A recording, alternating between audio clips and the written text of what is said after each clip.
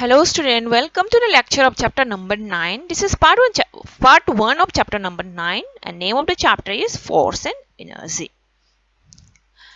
So first we will study about the force. सबसे पहले हम लोग force के बारे में पढ़ेंगे, ठीक है?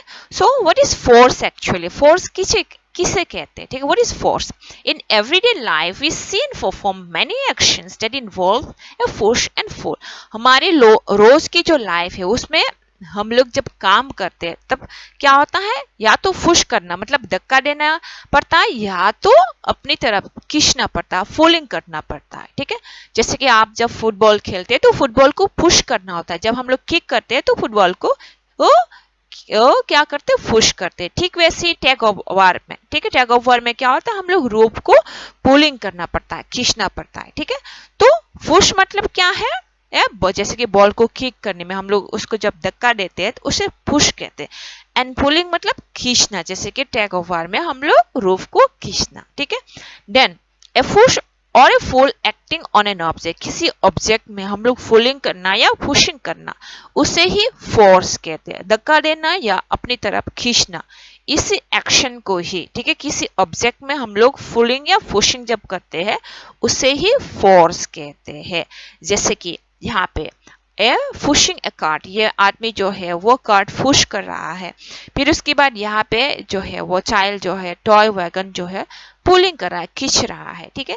देन जैसे कि आप अपने घर पे डोर क्लोज करने का टाइम में फुल या पुश करना, या ओपन करने में फुल या पुश करना, ठीक है? इन सभी में क्या होता है, फोर्स जो है वो अप्लाई करना होता है। एंड इसे ही फोर्स कहते हैं। फुलिंग या पुशिंग करना किसी ऑब्जेक्ट को, इसे फोर्स कहते हैं। पर फोर्स जब हम लोग अप्लाई करते हैं किसी ऑब्जेक्ट के ऊपर तो जरूरी नहीं है कि हमेशा उसमें मूवमेंट हो। जैसे कि आपके घर पे जो वॉल है उसको आप पुश करें या फुल करें, तो पुश एंड पुल जब हम लोग वॉल को करते हैं तो उसमें मूवमेंट नहीं होता, it does not move at that time. तो जरूरी नहीं है कि आप अपना फोर्स अप्लाई करें तो हमेशा उसमें मूवमेंट होना हो, ठीक है? Then next is effects of force. Force का इफेक्ट, फोर्स जो है वो हम लोग देख नहीं सकते। जब हम लोग फोर्स अप्लाई करते हैं अपने हाथों से या पैरों से या किसी भी बॉडी पार्ट से, तो उस फोर्स को हम लोग देख नहीं सकते, बट उसका इफेक्ट, उसका रिजल्ट जो है वो देख सकते। जैसे कि आप जब डोर को क्लोज करते तो आप अपने हाथों से फोर्स यूज करके डोर तो क्लोज हो जाता, पर फोर्स को आप नहीं देख सकते। तो क्या क्या इफेक्ट है, देखो फोर्स का इफेक्ट क्या क्या है। Force can make a stationary object move or moving object move faster. If the force is applied in the same direction in which the object is moving. अगर हम लोग फोर्स को सेम डायरेक्शन में, जिस direction में अगर object move हो रहा है उसी सेम डायरेक्शन पे अगर हम लोग अपना फोर्स यूज करें तो वो और मूवमेंट जो है वो और भी ज्यादा फास्ट होने लगते हैं। या स्टेशनरी ऑब्जेक्ट के ऊपर, ठीक है, जो ऑब्जेक्ट जो है वो एक जगह पे बैठा है उसके ऊपर अगर हम लोग अप्लाई करें तो वो जो है वो मूव होने लगते हैं, ठीक है? जैसे कि बॉल एक जगह पे है, उसके ऊपर अगर हम लोग अपना फोर्स अप्लाई करें, उसे किक करें तो वो वहां से दूसरी जगह पे जाएंगे। पर जो बॉल ऑलरेडी एक चाइल्ड ने ऑलरेडी किक किया है, फिर आप उसी बॉल, सेम बॉल को ही उसी सेम डायरेक्शन पे किक करें तो वो और भी ज्यादा फास्ट जाएंगे, right? So number one effect जो है वो क्या है, स्टेशनरी ऑब्जेक्ट में हम लोग को स्टेशनरी ऑब्जेक्ट को मूव कर सकते हैं या मूविंग ऑब्जेक्ट को और भी फास्ट मूव कर सकते हैं। Then second effect of force is what? Force can make a moving object slow down or stop. Force से हम लोग किसी जो मूवी, जैसे कि एक चाइल्ड जो है वो बॉल किक किया है तो दूसरी चाइल्ड जो है वो इस बॉल को या तो पूरी तरह से वो रोक सकते हैं या उसका जो मूवमेंट है उसको स्लो डाउन कर सकते हैं, राइट? अगर हम लोग फोर्स को दूसरी ऑपोजिट डायरेक्शन पे अप्लाई करें तो, ठीक है। दूसरी ऑपोजिट डायरेक्शन पे अगर अप्लाई करें तो जैसे कि गोलकीपर इसने अगर एज साइल जो है वो बॉल की किया तो और यहाँ पे क्या है गोलकीपर जो है वो बॉल को रोक लिया या वो नहीं रोक पाया और थोड़ा सा उसका हाथ टच हो गया तो ये बॉल जो है वो उसका मूवमेंट थोड़ा स्लो हो जाएंगे और पकड़ लेते तो वही स्टॉप हो जाएंगे, राइट। देन थर्ड में क्या लिखा, force can change the direction of a moving ink object when it is applied in an angle to the direction of the moving object। जैसे कि इसमें क्या लिखा है, जो ऑलरेडी मूविंग स्टेट में है, ठीक है, जो ऑब्जेक्ट ऑलरेडी मूविंग स्टेट में है उसे अगर हम लोग फोर्स दूसरी एंगल में अगर अप्लाई करें तो वो दूसरी एंगल में मूव होने लगते हैं। बोल जैसे कि ये जो हॉकी बॉल है इस साइड से आया है और हमें इस तरफ से अगर उसे फोर्स अप्लाई करें तो ये दूसरी एंगल में मूव होने लगते हैं, ठीक है। Then fourth effect of force is what, force can change the shape of an object. Force apply करके किसी ऑब्जेक्ट का जो शेप है वो हम लोग चेंज कर सकते हैं। जैसे कि ये जो टीन है, ठीक है, उसे हम लोग कंप्रेस कर सकते हैं, या ये जो हॉकी बैट है अगर हम लोग एनर्जेटिक हो, अगर हमारे पास ताकत ज्यादा है तो इसको बैन करके हम लोग उसे ब्रेक भी कर सकते हैं। तो थर्ड इफेक्ट में क्या लिखा, फोर्स से हम लोग किसी ऑब्जेक्ट का शेप चेंज कर सकते हैं, ठीक है। The next topic is types of force, force का टाइप, ठीक है। There are different types of force, force का बहुत सारे टाइप है and some of them are given below. कुछ उनमें से कुछ टाइप जो है वो हम लोग अभी पढ़ेंगे, ठीक है। तो number one type of force is what, gravitational force और ग्रेविटी, ठीक है।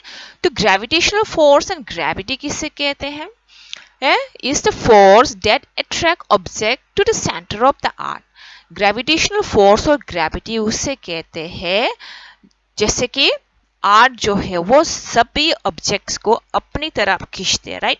एंड यही जो आर्ट अपनी तरफ अपने सेंटर की तरफ जो खींचते हैं, जैसे कि आप सबको पता है कि आर्ट जो है वो फुटबॉल की तरह गोल है।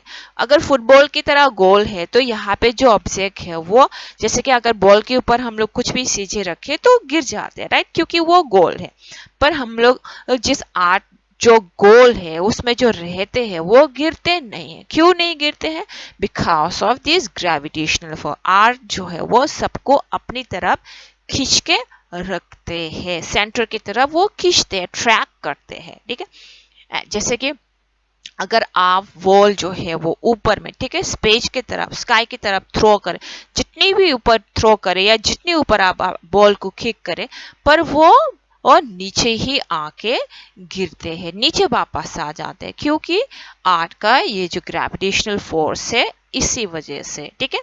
Then it is the earth's gravity that keep us and all other object on the ground. और यही आर्ट का ग्रेविटी की वजह से सभी ऑब्जेक्ट्स जो है वो आर्ट का ग्राउंड में, ठीक है, जमीन पे रहते हैं, ठीक है। Then second type of force is magnetic force और मैग्नेटिज्म। मैग्नेटिक फोर्स और मैग्नेटिज्म, तो इसमें क्या लिखा है देखो, मैग्नेटिक फोर्स और magnetism is the force with which a magnet attract metals such as iron and nickel and other magnet। Magnetic force किसे कहते हैं, जैसे कि ये एक मैग्नेट है, ये दूसरी मैग्नेट, ये मैग्नेट जो है वो आयरन, निकल, कोबाल्ट ये सभी को अट्रैक्ट करते हैं। आप इसके पास मैग्नेट लेके जाते हैं तो ये दोनों जो है वो अट्रैक्ट हो जाते हैं, चिपक जाते हैं, राइट। ठीक वैसे ही मैग्नेट जो है वो दूसरी मैग्नेट के पास अगर लेके जाए तो ये मैग्नेट जो है वो क्या होता है, नॉर्थ एंड साउथ जो वाला पोल है वो एक दूसरे को अट्रैक्ट करते हैं। हर मैग्नेट में दो पोल होता है, जिसके एक साइड में नॉर्थ, एक साइड में साउथ। तो नॉर्थ एंड साउथ को अगर एक साइड करे तो ये दोनों एक दूसरे को अट्रैक्ट करते हैं एंड इसे मैग्नेटिक फोर्स कहते हैं। और ये मैग्नेट जो है वो इन सभी चीजों को, आयरन, निकल एंड कोबाल्ट को अट्रैक्ट करते हैं, खींचते हैं अपने तरफ, चिपकते हैं। देन मैग्नेट में also repel each other with the help of a magnetic force, और मैग्नेटिक फोर्स के द्वारा मैग्नेट जो है वो एक दूसरे को रिपेल भी करते हैं। रिपेल कैसे करते हैं, जैसे कि मैंने यहाँ पे बोला था, नॉर्थ एंड साउथ, नॉर्थ और साउथ जो पोल है वो एक दूसरे को अट्रैक्ट करते हैं, और नॉर्थ या साउथ एंड साउथ को एक साइड रखते हैं तो वो दोनों एक दूसरे को भगाते हैं, रिपेल करते हैं, ठीक है। So this is about the magnetic force. Next is electrostatic force. Electrostatic force के अंदर में क्या लिखा है, since ancient time it is known that materials such as amber get charged when rubbed with other materials and attract lighter objects। Ancient time से ही ये बात पता है कि एम्बर मतलब इस तरह का रॉक होते हैं, जब इसे हम लोग रब करते हैं तो ये चार्ज होने लगते हैं, बोला ठीक। दूसरा मैटर से अगर इसे रब करें तो ये चार्ज होने लगते हैं, और दूसरा जो लाइट वाला ऑब्जेक्ट है उससे अट्रैक्ट करते हैं, उसे खींचते हैं, बोला। सिमिलरली ठीक वैसे ही अगर आप अपने सूखे बाल में कंघी करें तो उस टाइम क्या होता है, ये कंघी भी चार्ज होने लगते हैं। फिर उसके नजदीक में छोटे छोटे पेपर का पीसेस इस तरह से हम लोग रखे तो वो भी, ये कॉम भी पेपर को अट्रैक्ट करने लगते हैं, बोला। तो इस तरह चार्ज या अनचार्ज बॉडी जो है वो चार्ज होते हैं, उससे इलेक्ट्रोस्टैटिक फोर्स कहते हैं, ठीक है। Then next is mechanical force. Mechanical force में क्या होता है, देखो, mechanical force comes into play when a pull and force come in physical contact with the object। Mechanical force तभी होता है जब हम लोग किसी ऑब्जेक्ट को, ठीक है, किसी ऑब्जेक्ट को फिजिकली फोल या पुश करते हैं उस टाइम। जैसे कि आप अपने हाथों से दरवाजा खोलना या दरवाजा को पुश करना या पुलिंग करना, ठीक है, उससे दरवाजा जो है वो खोल जाते हैं या तो बंद होता है, ठीक है। एंड इसी मैकेनिकल फोर्स से हम लोग किसी ऑब्जेक्ट को बेंड, ब्रेक या कंप्रेस कर सकता है, इस तरह से। बेंड मतलब मोड़ देना, ब्रेक मतलब तोड़ देना, एंड कंप्रेस मतलब इस तरह से कंप्रेस कर सकते हैं, ठीक है। तो मैकेनिकल फोर्स से हम लोग ये सब काम कर सकते। The next is beyond force। beyond force, different object when drop in water। अलग अलग ऑब्जेक्ट्स को अगर हम लोग पानी में डालें तो क्या होता है, will either sink or flow on it। या तो वो डूब जाएगा या तो वो तैरने लगेंगे, ठीक है। अगर हेवी ऑब्जेक्ट्स है जैसे कि कॉइन अगर डाल देते तो कॉइन जो है वो पानी में डूब जाएंगे, और जैसे कि फुटबॉल जो हवा से भरा हुआ है जिसका वेट जो है वो कम है, वो फ्लो होने लगते हैं, ठीक है। When an object is dropped in water, the water exerts a net upward force that forces the object up। जब हम लोग किसी ऑब्जेक्ट्स को पानी में ड्रॉप करते हैं, डालते हैं, फेंकते हैं, तो उस टाइम क्या होता है, the water exert net upward, पानी जो है वो ऊपर की तरफ फोर्स करते हैं, बोला उस ऑब्जेक्ट को पुश करते हैं, ठीक है। एंड इसी ये जो अपवर्ड फोर्स जो पानी अप्लाई करते हैं ऊपर की तरफ, जो पानी जो है किसी ऑब्जेक्ट को जो पुश करते हैं उसे बियॉन्ड फोर्स कहते हैं, बियॉन्ड फोर्स, ओके। जैसे कि आप फुटबॉल डाले या कोई भी लाइट ऑब्जेक्ट प्लास्टिक का बना हुआ, तो उसे क्या करते हैं, पानी जो है वो ऊपर की तरफ फोर्स करके रखते हैं, इसे बियॉन्ड फोर्स कहते हैं, ठीक है। The buoyant force is equal to the weight of the water displace a by the force। this statement is called Archimedes, और इसी स्टेटमेंट को क्या कहते हैं, Archimedes statement कहते हैं, Archimedes principle कहते हैं। The next type of force is what, fictional force और fiction। तो फिक्शनल फोर्स एंड फिक्शन किसे कहते हैं, it is the force that try to stop the movement of objects across a surface।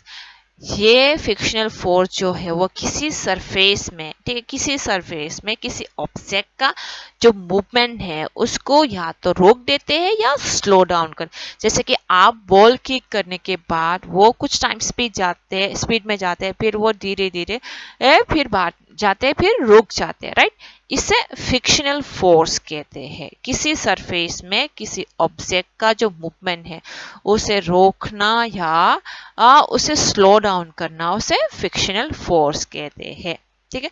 और frictional force जो है वो हमेशा क्या होता है, it act on in the opposite direction on to the movement of the object. किसी object का जो मूवमेंट है उसका ऑपोजिट में ही हमेशा ये काम करता है, जिसके कारण से ऑब्जेक्ट का जो मूवमेंट जो है वो स्लो डाउन हो जाता है या तो टोटली वो स्टॉप हो जाता है। इन जनरल, पर जनरली क्या होता है, मूवमेंट अक्रॉस स्मूथ सरफेस, जो स्मूथ सरफेस है उसमें क्या होता है, ये फ्रिक्शन जो है वो कम होता है, जैसे कि ग्लास में, आइस में, ये सब में फ्रिक्शन जो है वो कम होता है। ठीक है, देन इस फ्रिक्शन का एडवांटेज भी है और डिसएडवांटेज भी, इसका कुछ फायदे भी है, कुछ नुकसान भी है। तो फायदे में क्या है, एडवांटेज में क्या है, friction between our feet and the ground make it possible for us to work। हमारे पैर और ग्राउंड के बीच में, सरफेस के बीच में फ्रिक्शन होता है, इसीलिए क्या है, हम लोग वर्किंग करना पॉसिबल होता है। ठीक है, we find it hard to work on ice और a smooth polish floor as movement across the surface produces less friction।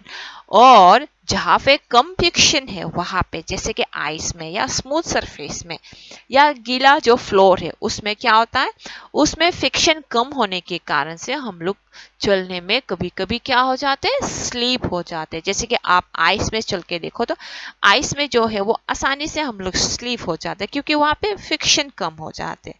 तो फ्रिक्शन की वजह से हम लोग क्या कर सकते हैं, वर्किंग करना पॉसिबल होता है।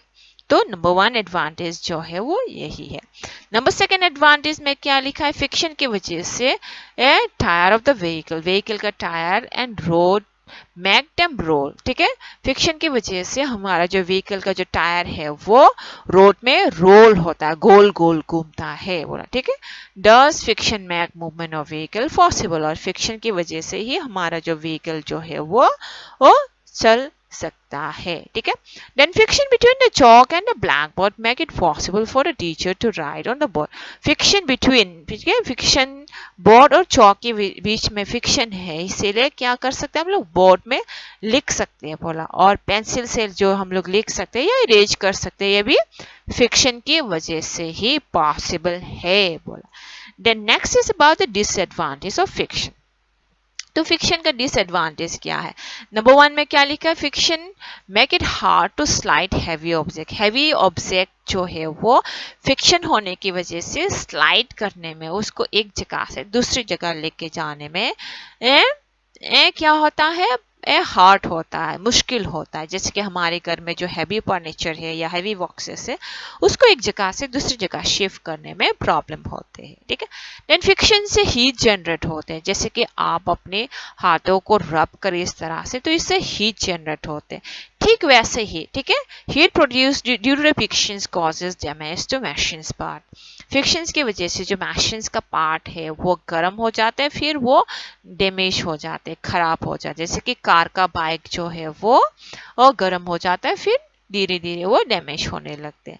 Then next is friction causes damage to tyre of vehicle. Friction से क्या होता है, हमारा जो व्हीकल का जो टायर है वो डैमेज होने लगता है, फिर हमारा शूज का जो नीचे का जो पार्ट है, सोल्स, वो भी खराब होने लगते हैं। मशीन्स का पार्ट जो है वो धीरे धीरे निकल जाते हैं, फिर खराब हो जाते हैं। एंड इसी कारण से क्या होता है, मशीन्स का जो पार्ट है उसमें ऑयल लगाते हैं हम लोग, क्योंकि ऑयल से क्या होता है, स्लिपरी होते हैं, जिसके कारण से फ्रिक्शन कम होता है। तो इस तरह से फ्रिक्शन का जो डिसएडवांटेज जो है वो इस तरह से। पर फ्रिक्शन से जो हीट प्रोड्यूस होते हैं ये, इसका हमेशा डिसएडवांटेज नहीं होता, बल्कि एक एडवांटेज भी है। एक और वो एडवांटेज क्या है, जैसे कि मैचस्टिक से जो हम लोग लाइट जलाते हैं वो भी फ्रिक्शन से ही होता है। ठीक है, वो भी फ्रिक्शन से ही पॉसिबल होता है, और यही एक ये जो है वो फ्रिक्शन प्रोड्यूसेस हीट का एक एडवांटेज है। ठीक है, तो इस पार्ट वन में हम लोगों ने क्या क्या सीखा है, meaning of force, effect of force, type of force. Type of force के अंदर में gravitational force, magnetic force, electrostatic force, mechanical force, beyond force and frictional force वगैरह। फिर उसके बाद लास्ट टू टॉपिक है advantages of friction and disadvantages of friction. ये सारे टॉपिक हमने पार्ट वन में कंप्लीट किया है। आई होप आपको ये सारे टॉपिक समझ में आया होगा, and thank you for watching this part one of chapter number 9।